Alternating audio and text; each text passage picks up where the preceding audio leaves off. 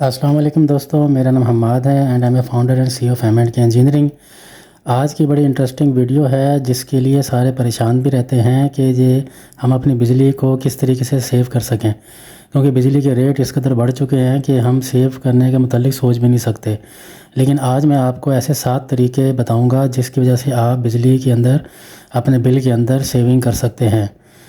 तो आगे बढ़ने से पहले हमारे चैनल को लाइक, सब्सक्राइब और शेयर कर लें ताकि आइंदा आने वाली इस किस्म की इन्फॉर्मेटिव वीडियो और टेक्निकल वीडियो आपको प्रॉपर मिलती रहें।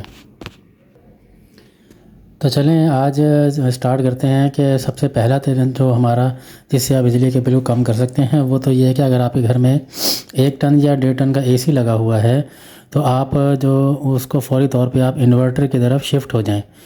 उसकी सबसे बड़ी रीज़न ये होती है कि इन्वर्टर जो होता है VFD, इसका बेसिकली पर्पज़ ये होता है कि जो कंप्रेसर को ये रुकने नहीं देता, बल्कि ये एक बिल्कुल मिनिमम स्पीड के ऊपर कंटिन्यू चलाता रहता है। तो जैसे ही दोबारा थर्मोस्टेट उसको कहता है कि आप दोबारा से स्टार्ट हो जाएं, तो ये उसी चीज़ को ही रेवोल्यूशन को बढ़ा देता है।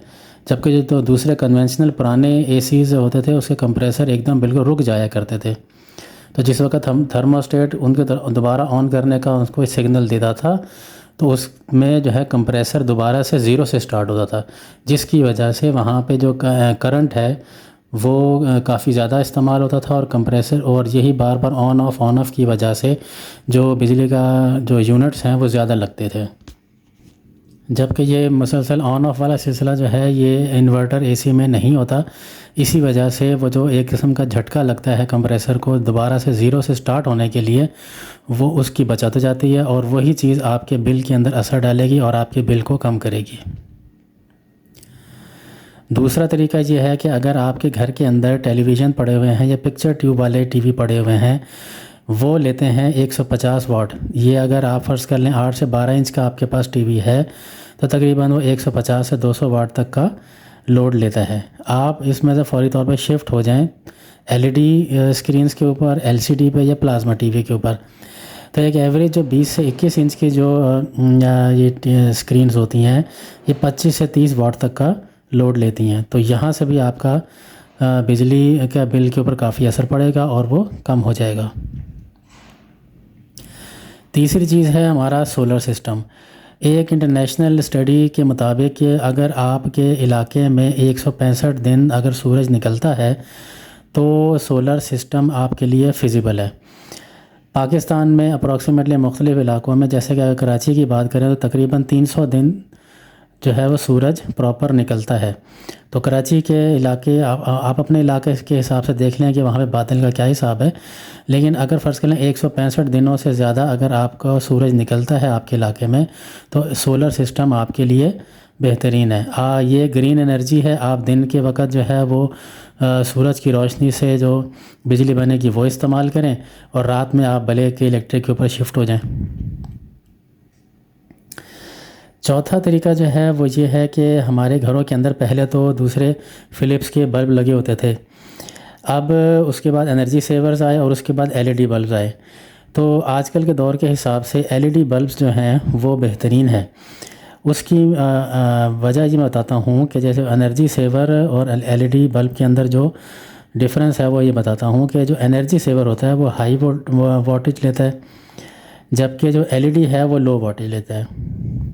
एनर्जी सेवर जो है वो लो लुमिनेंस करता है, जबकि LED बल्ब जो है वो हाई लुमिनेंस एफिशिएंसी करता है। इसी तरीके से एनर्जी सेवर जो है वो हीटअप हो जाता है, जबकि LED जो है वो हीटअप नहीं होता। इसी तरीके से जो एनर्जी सेवर है ये तकरीबन इसकी जो लाइफ होती है वो 8000 आवर्स होती है, जबकि जो LED बल्ब होते हैं इसकी लाइट जो है लाइफ जो है वो 50,000 आवर्स होती है। इसमें एक और चीज़ भी आपको नोट करनी चाहिए कि आप जब बल्ब ख़रीदते हैं तो 2 तरह के बल्ब आपको मिलते हैं, एक पिन टाइप मिलता है और एक चूड़ी टाइप मिलता है।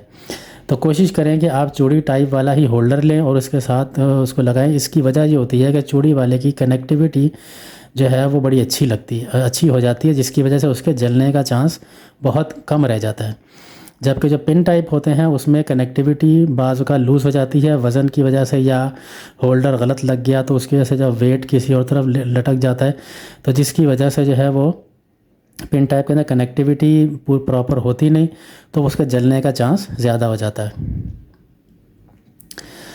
पांचवा पॉइंट जो है वो है पीक आवर्स, यानी कि आप सबको पता ही होगा कि इलेक्ट्रिक के अंदर जो है या पूरे पाकिस्तान के अंदर पीक आवर्स होते हैं, जो कि शाम में 5:30 बजे से लेकर 10:30 बजे तक होते हैं, और बाज़ औक़ात ये 5 बजे से 11 बजे तक भी कर दिए जाते हैं।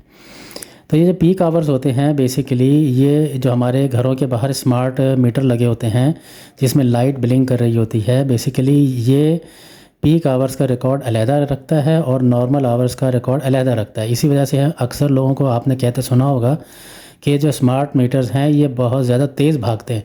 वो तेज़ नहीं भागते, बल्कि वो दोनों का रिकॉर्ड अलहदा रखते हैं। तो कोशिश करें कि इन पीक आवर्स के अंदर अपनी इस्त्री बिल्कुल ना चलाएं, पानी की मोटर ना चलाएं, एयर कंडीशन ना चलाएं, ओवर ना चलाएं। इसकी वजह से जो है आपका बिल जो है बहुत कम हो सकता है अगर आप पीक आवर में इन चीज़ों का इस्तेमाल ना करें तो। छठी चीज़ है हमारे पास हमारी नाक़िस वायरिंग, यानी कि बाज़ औक़ात हम अब जैसे हमारे पास नॉर्मली जो घरों के अंदर इस्तेमाल 329 कहा जाता है, ये तकरीबन 5 से 7 एम्पीयर तक लोड कैरिंग कैपेसिटी रखता है, जबकि जो 729 होता है वो तकरीबन 10 एम्पीयर होती है। तो जब इस वक्त इलेक्ट्रीशियन आपके पास आए तो जो आपके पास जो भारी चीज़ें हैं जैसे कि एसी है, ओवन है, मोटर है, इलेक्ट्रिक आयरन है, इसमें आप 729 की तार और किसी अच्छे ब्रांड की आप इस्तेमाल करें। अगर आपसे गलती से 329 वहाँ पे वायर डल गई तो ये हीटअप भी होती रहेगी, इसका बिल पे भी असर पड़ेगा, और तीसरा जलने का भी ख़तरा होता है। आखिरी चीज़ है यूपीएस की पुरानी बैटरियाँ।